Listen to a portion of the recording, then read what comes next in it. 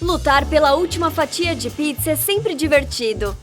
Por mais que gostemos de comê-la, assá-la é ainda mais divertido.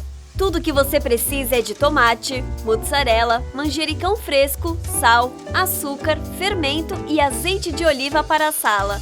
A Companhia da Cozinha levará você passo a passo para criar esta deliciosa pizza margherita.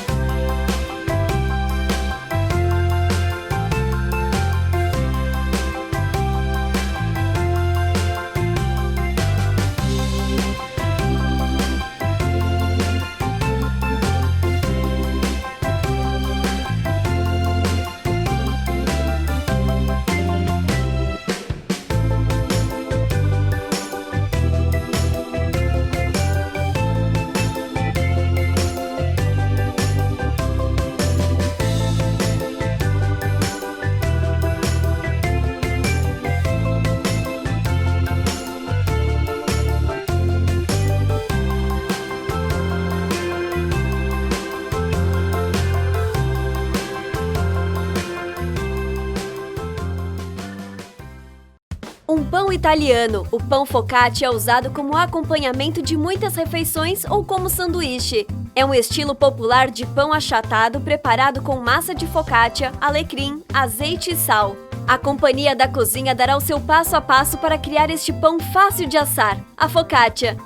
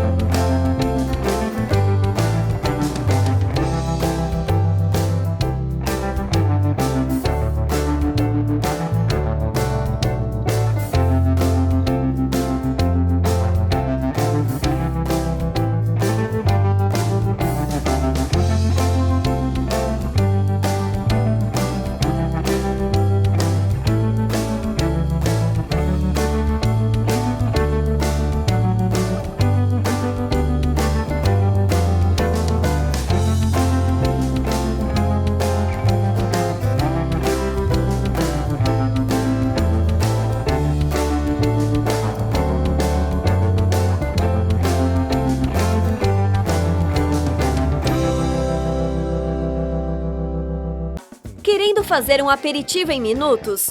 Rocambole de frango cordon bleu é um aperitivo rápido, fácil e delicioso. Este prato de dar água na boca é feito com peito de frango enrolado em presunto e queijo. Revestido com farinha de rosca, é crocante por fora, macio e cremoso por dentro. A Companhia da Cozinha irá levá-lo passo a passo para criar esses rocamboles de frango cordon bleu.